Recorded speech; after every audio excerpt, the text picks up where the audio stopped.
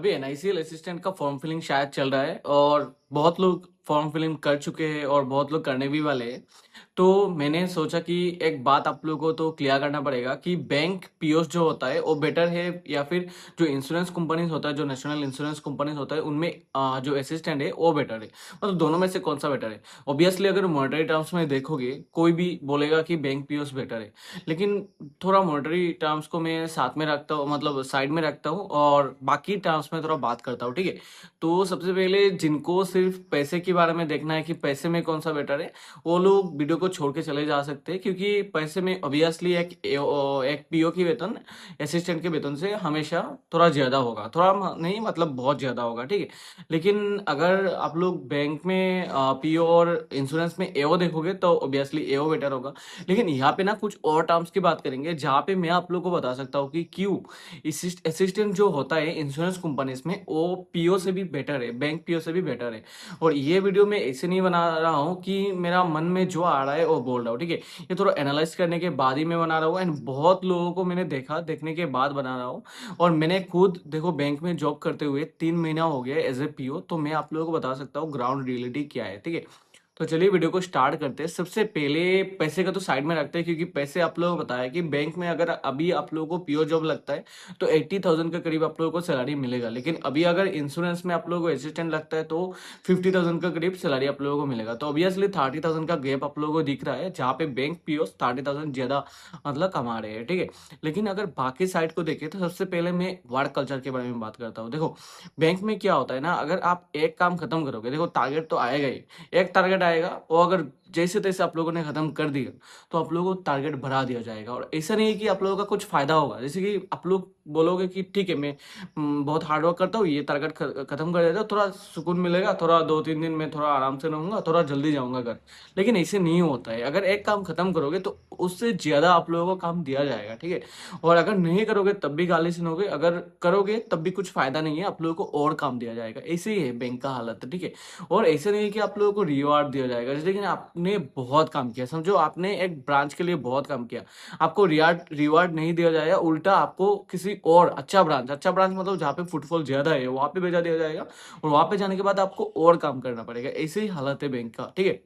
और दूसरा work culture क्या है, देखो मैं अगर पर्सनली अगर आरआरबी पीओस के बारे में बात करूँ ना, तो अगर आप लोगों को लग सकता है कि आरआरबी पीओ तो उसमें इतना काम नहीं है, लेकिन एक बात आप लोग को बता दो कि आरआरबी पीओ में हो सकता है इतना काम नहीं है, लेकिन जितना यहाँ पे जितना एम्प्लॉयज है ना, एक एक ब्रांच में 3 एम्प्लॉयज 2 एम्प्लॉयज होते हैं, ठीक है। तो 3 एम्प्लॉयज मिलके बहुत काम करना पड़ता है, कसम से भाई बता रहा हूँ। मैनेजर सर से लेके जितना क्लार्क हो या फिर जितना सेकंड मैनेजर मतलब असिस्टेंट मैनेजर हो, सभी को बहुत काम करना पड़ता है, क्योंकि जो जितना एम्प्लॉयज होते हैं उनके हिसाब से काम बहुत ज्यादा ही होता है, ठीक है।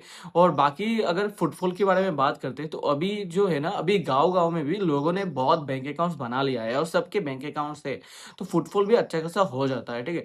और अगर सबसे जो बुरा चीज है वो क्या है, गांव का जो कभी कभी ब्रांच होता है ना, जैसे कि मैं जिस ब्रांच में काम कर रहा हूँ बहुत कंजेस्टेड होता है, बहुत छोटा छोटा ब्रांच होता है, ठीक से प्रॉपर मतलब बना हुआ नहीं होता है, बहुत पुराना होता है, तो उसमें बहुत कंजेस्टेड होता है। और साथ में आप लोगों को एसी वगैरह नहीं मिलता। और अभी इतना गर्मी के सीजन चल रहा है ना, बहुत लोग बोलेंगे एसी से क्या करूं। मैं खुद पहले बोलता था कि एसी से क्या करूं भाई, मैं मिट्टी का पर्सन हूँ, पहले भी मैं बिना एसी से रहता था, पहले भी मैं फैन से चल जाता था। लेकिन अभी क्या है ना कि ऐसा गर्मी चल रहा है ना कि आप लोग एसी अगर नहीं रहोगे ना रहेगा, वो इतना काम करोगे, काम करने के बाद आप लोगों को ऐसे गर्मी जब पसीना निकलेगा ना, तब समझोगे कि यार काम तो कर रहा हूँ। अगर एसी के नीचे बैठ के काम करता तो अलग मजा होता, मतलब काम कर लेता फिर भी मतलब कम से कम बॉडी में तो अच्छा रहता ना। तो ऐसे हालत होता है। और दूसरा चीज क्या है, देखो गांव पे ना अच्छा घर वर नहीं मिलता है और नेट वेट नहीं मिलता है। मैं जहाँ पे रहता हूँ यार, जब अच्छा घर तो नहीं मिलता है, ऐसे ही घर मिलता है। और जब आता हूँ ना ऑफिस से आने के बाद क्या होता है, करंट चला जाता है और पूरा दिन करंट चला जाता है। देखो अभी आया करंट, पूरा रात से नहीं था, ठीक है। अभी मैं स्विच को ऑफ कर रहा हूँ फैन का, थोड़ी देर आप लोग रुकोगे। तो बात क्या है कि ना कांड वगैरह तो बहुत दिक्कत देता है यार, कहाँ चला जाएगा कहाँ आएगा आप लोग पता ही नहीं चलेगा, मतलब इतना ज़्यादा जाता है ना, इतना ज़्यादा दिक्कत देता है। और साथ में नेट नहीं मिलता, मैं जब घर में रह के वीडियो बनाता हूँ या फिर कुछ स्क्रॉल करने का ट्राई करता हूँ तो कुछ नहीं चलता है, बाहर जाना पड़ता है तब जाके थोड़ा बहुत नेट मिलता है। ऐसा ही हालत है, आप लोग भी जिस गाँव पे जाओगे ऐसा ही हालत होगा। और आप लोगों को बताया कि हम लोग ऐसा बंदा है कि हर टाइम आप लोग मोबाइल चलाते हो आप लोग, और हम लोग भी मोबाइल चलाते हुए आए हैं। तो अगर ऑफिस से आने के बाद थोड़ी देर मोबाइल या फिर लैपटॉप और कंप्यूटर जो भी हो चला नहीं पाओगे तो बहुत दिक्कत देता है यार, बहुत दुख लगता है, ठीक है। और क्या होता है ना कि हर टाइम काम तो करना ही पड़ता है। देखो मेरा वर्क टाइमिंग जो है, मैं 9 बजे यहाँ से 9:15 पे यहाँ से निकलता हूँ, थोड़ा दूर है, थोड़ा दूर रूम लिया है क्योंकि जहाँ पे बैंक है वहाँ पे अगर रूम रहता तो उससे भी बुरा हालत होता मेरा, ठीक है। तो 9:15 में निकलता हूँ और आते आते मेरा 7:30 7 तो रेगुलर बजता है, 7-7:30 बज जाता है। तो करीब करीब मेरा 10-11 घंटा का वर्क टाइमिंग्स हो जाता है उसमें। उतने ये बात क्या होता है, अब 7-7:30 पे आए हो, आप आने के बाद आप लोग खाना वाना बनाओगे, बनाते बनाते आप लोग सो जाओगे, सुबह उठ के ऑफिस चले जाओगे। कोई टाइम नहीं मिलता है खुद के लिए कि कुछ करो, कुछ अलग से करो। मैं जो वीडियो बना रहा हूँ ना, अभी आज सुबह जल्दी उठा है ये वीडियो बनाने के लिए ताकि मैं ये वीडियो बना पाऊँ। तो आप लोगों को टाइम बिल्कुल नहीं मिलेगा। लेकिन इंश्योरेंस असिस्टेंट में क्या होगा, इंश्योरेंस असिस्टेंट में अगर आप लोग असिस्टेंट बन जाते हो तो ना क्या होता है, एक तो थोड़ा सा अर्बन इलाका में आप लोगों को मिलेगा। तो वहाँ पे अगर पास में रूम लेते हो तो 6 में ख़त्म हो जाता है। मैं सुना है, जितना सुना है मैंने, जितना देखा है, मेरा फ्रेंड्स भी है इस बार, क्योंकि मैंने प्रिपरेशन लिया है तो मेरा साथ का 2 फ्रेंड्स भी है जिनको जॉब मिला है, तो उन्होंने बताया कि 6 के अंदर तो वो लोग डेली रोज निकल जाते थे। 6 के अंदर अगर निकल जाओ, 6:15 6:30 में आप लोग घर पर पहुंच जाओगे।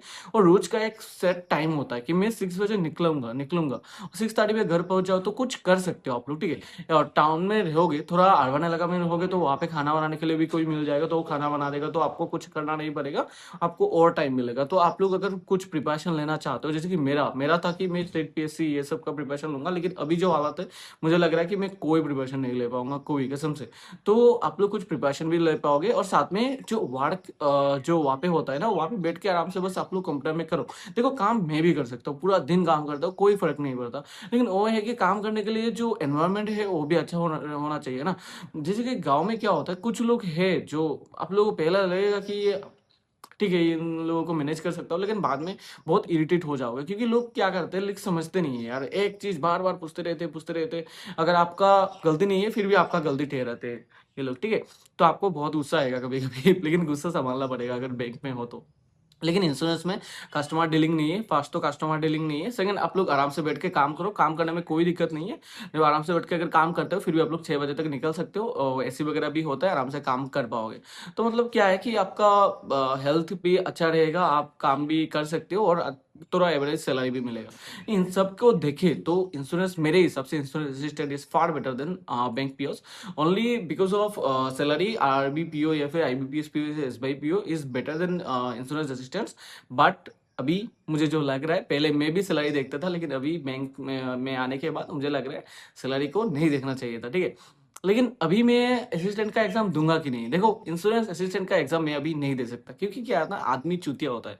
आदमी के पास जब पैसा आ जाता है ना, वो कभी भी अपना पैसे से छोटे, मतलब जैसे कि मेरा सैलरी अभी 80,000 के करीब है, तो अगर अभी मुझे 70,000 भी किसी जॉब में सैलरी मिले ना, मैं शायद ना जाऊँ, क्योंकि आदमी के पास ऐसा होता है कभी वो जितना कमा रहा है उससे कम में जा नहीं सकता, मतलब उसका दिमाग रुक जाएगा, मतलब वो बहुत परेशानी हो जाएगा उसको, ठीक है। क्योंकि इतना होता है कि जितना कमा रहे हो ना उससे कम में आप लोग नहीं जा सकते, तो एक आदत सा बन जाता है। तो अभी मैं 80,000 कमा के 50,000 में नहीं जा सकता, चाहे मैं जितना हार्डवर्क कर लूँ यहाँ पे।